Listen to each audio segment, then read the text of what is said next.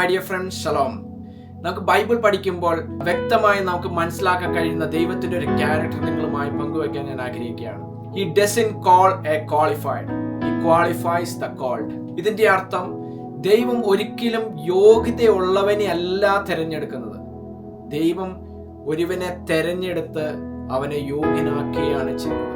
1 കൊരിന്ത്യർ 1-ാം അധ്യായം 26 മുതൽ വായിക്കുമ്പോൾ വ്യക്തമായിട്ട് ദൈവത്തിന്റെ ആ ക്യാരക്ടർ നമുക്ക് അവിടെ കാണാൻ കഴിയും. സഹോദരന്മാരെ, നിങ്ങളുടെ വിളിയെ നോക്കുവിൻ.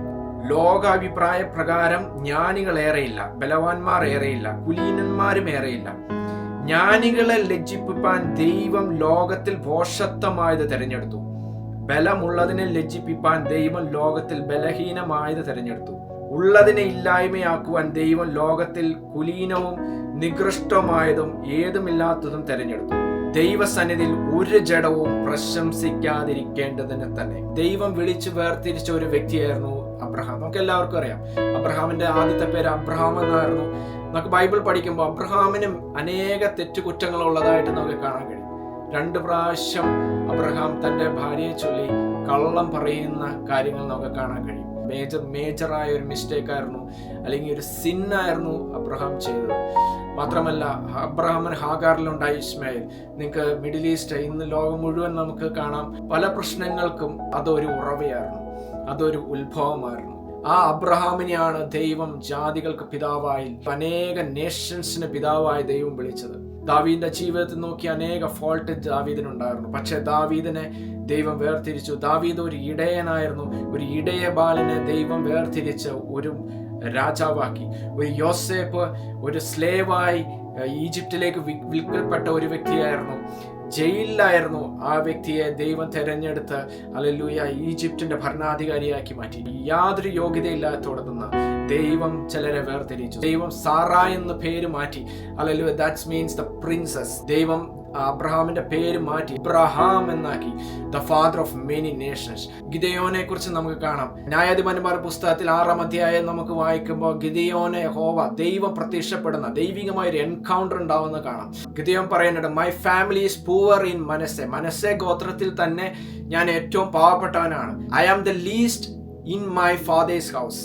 യാക്കോബിനെ കുറിച്ച് നമുക്ക് കാണാം. യാക്കോബിന്റെ പേര് ഉപായം ചെയ്യുന്നവൻ, വഞ്ചിക്കുന്നവൻ. ആ യാക്കോബിന്റെ പേര് ദൈവം മാറ്റി ഇസ്രായേൽ എന്നാക്കി. ഇസ്രായേൽ എന്ന വാക്കിന്റെ ഒരർത്ഥം ദ പ്രിൻസ് ഓഫ് ഗോഡ് എന്നാണ്. മോശ, ഒരു തടിച്ച നാവുള്ള ഒരു മോശയെ ദൈവം ഈജിപ്തിന്റെ ലോകം കണ്ടതിൽ വെച്ച് ഏറ്റവും വലിയ പുറപ്പാടായിരുന്നു ഹല്ലേലൂയ ഈജിപ്തിൽ നിന്ന് ഇസ്രായേലിനുണ്ടായത്. ആ പുറപ്പാടിനെ ദൈവം നിയോഗിച്ച, ദൈവം ആക്കി വെച്ച വ്യക്തി മോശയായിരുന്നു. റാഹാബിനെ കുറിച്ച് നമുക്ക് ജോഷുവയുടെ പുസ്തകത്തിൽ കാണാം. റാഹാബ് ഒരു വേശ്യ സ്ത്രീയായിരുന്നു, ഒരു ഹാർലറ്റ് ആയിരുന്നു. പക്ഷെ നമുക്ക് പുതിയ നിയമത്തിൽ കർത്താവിന്റെ ജീനിയോളജി പഠിക്കുമ്പോൾ നമുക്ക് കാണാം, ദൈവപുത്രന്റെ ജീനിയോളജിയിൽ റാഹാബ് എന്ന സ്ത്രീയുടെ, ആ വ്യക്തിയുടെ പേര് നമുക്ക് കാണാൻ കഴിയും. ദൈവം ആരെയും തള്ളിക്കളയില്ല. ദൈവത്തിന് ആരെയും ഉപയോഗിക്കാൻ കഴിയും. ഹല്ലേലൂയ, സ്തോത്രം. റൂത്ത് ഒരു മോവാബ്യ സ്ത്രീയായിരുന്നു. ഒരിക്കലും ഹല്ലേലൂയ മോവാബ്യരും യഹൂദരും തമ്മിൽ ഒരു സമ്പർക്കം ഉണ്ടാവാൻ പാടില്ല എന്നാണ് ദൈവിക പ്രമാണം. പക്ഷേ നമുക്ക് ഈ കർത്താവിന്റെ ജീനിയോളജി പഠിക്കുമ്പോൾ അവിടെയും കാണാം റൂത്ത് എന്ന സ്ത്രീയുടെ ഹല്ലേലൂയ സ്തോത്രം സാന്നിധ്യം. റൂത്ത് യഹൂദനായ ബോവസിനെ വിവാഹം ചെയ്യുന്നു. ആ വിവാഹത്തിൽ അവർക്ക് ഓബേദ് ഉണ്ടാകുന്നു. ഓബേദിൽ നിന്ന് ജെസ്സിയിൽ നിന്ന് ദാവീദ് ഉണ്ടാകുന്നു. ദാവീദിന്റെ വംശപരമ്പരയിൽ, ദാവീദിന്റെ പുത്രനാണ് കർത്താവ് യേശു ക്രിസ്തുവിനെ വിളിക്കുന്നത്. ദാവീദിന്റെ വംശപരമ്പരയിൽ കർത്താവ് യേശു ക്രിസ്തു ജനിക്കുന്നു. അങ്ങനെ റൂത്തിന്റെ പേര് കർത്താവിന്റെ ജീനിയോളജിയിൽ വരാൻ ഒരു സാധ്യതയില്ലായിരുന്ന ഒരു സ്ത്രീ പിന്നത്തേതിൽ കർത്താവിന്റെ വംശാവലിയിൽ വരുന്ന നമുക്ക് കാണാൻ കഴിയും. നമുക്ക് പൗലോസിനെ കുറിച്ച് അറിയാം. പൗലോസിന്റെ ആദ്യ നാമം സൗൽ എന്നാണ്. ശൗൽ ക്രിസ്ത്യാനികളെ മുടിപ്പിക്കുന്ന, ക്രിസ്ത്യാനികളെ പീഡിപ്പിക്കുന്ന ഒരു വ്യക്തിയായിരുന്നു. ദൈവികമായ ഒരു ഒരൊറ്റ എൻകൗണ്ടർ യേശുവുമായിട്ട് അല്ലെങ്കിൽ പൗലോസിന്റെ ജീവിതം തന്നെ മാറ്റി. ചിലർ പറയുന്നു ലോകം കണ്ടതിൽ വെച്ച ഏറ്റവും വലിയ ക്രിസ്ത്യാനി, is one of the greatest Christian ever lived എന്നാണ്. ഹല്ലേലൂയ, സ്തോത്രം. അങ്ങനെ ദൈവത്തിന് മാറ്റാൻ ഒരു വ്യക്തിയെ കഴിയുമെങ്കിൽ, ജനത്തെ പീഡിപ്പിക്കുന്ന ഒരു വ്യക്തിയെ ലോകം കണ്ടതിൽ വെച്ച ഏറ്റവും വലിയ അപ്പോസ്തലനാക്കി മാറ്റാൻ ദൈവത്തിന് കഴിയുമെങ്കിൽ, എന്നെ കണ്ടുകൊണ്ടിരിക്കുന്ന നിങ്ങൾക്ക് ഒരു യോഗ്യത ഇല്ല എന്ന് നിങ്ങൾ ചിന്തിക്കുന്നെങ്കിൽ അതാണ് നിങ്ങളുടെ ഏറ്റവും വലിയ യോഗ്യത. God doesn't call the qualified, he qualifies the called. യോഗ്യത ഇല്ലാത്തവനെ ദൈവം യോഗ്യനാക്കി തീർക്കുകയാണ് ചെയ്യുന്നത്. ജ്ഞാനി അല്ലാത്തവനെ ദൈവം ജ്ഞാനികളെ ലജ്ജിപ്പിക്കാൻ വേണ്ടി അവരെക്കാളും വലിയ ജ്ഞാനികളാക്കി മാറ്റും. ഹല്ലേലൂയ, സ്തോത്രം. ഒരു പത്രോസ്, യോഹന്നാൻ ഹല്ലേലൂയ പഠിപ്പില്ലാത്തവരായിരുന്നു.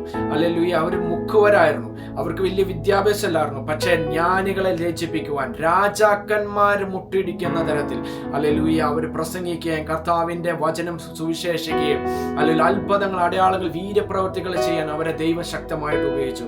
ഹല്ലേലൂയ. അതുപോലെ തന്നെ നിങ്ങൾ എന്ത് യോഗ്യതയില്ലാത്തവരായാലും, ഒരു പഠിപ്പില്ലാത്തവരായാലും, പല ബലഹീനരായാലും, തെറ്റുകുറ്റങ്ങൾ ഉള്ളവരായാലും, ഞാൻ പറയുന്ന ആ തെറ്റുകുറ്റങ്ങളിൽ നമ്മൾ വീണ്ടും ജീവിക്കണമെന്നല്ല, പക്ഷേ ഹല്ലേലൂയ അതിനെ മാറ്റാൻ ദൈവത്തിന് സാധിക്കും. ദൈവത്തിന് നമ്മൾ പൂർണ്ണമായി സറണ്ടർ ചെയ്യുകയാണ്. നിങ്ങളുടെ സകലതും ഹല്ലേലൂയ, സകല പാപ സ്വഭാവങ്ങളും, എല്ലാ അഡിക്ഷൻസും, എല്ലാ ബലഹീനതകളും ഹല്ലേലൂയ, ജ്ഞാനമില്ലാത്തവൻ നിന്നെ ജ്ഞാനിയാക്കി മാറ്റാൻ ദൈവത്തിന് കഴിയും. രാജാക്കന്മാർക്ക് നിന്നെ ഒരു അനുഗ്രഹമാക്കി മാറ്റാൻ ദൈവത്തിന് കഴിയും. ഹല്ലേലൂയ. ദൈവത്തിന് സകലവും സാധ്യമാണ്. With God everything is possible. Nothing is impossible with God. With God all things are possible.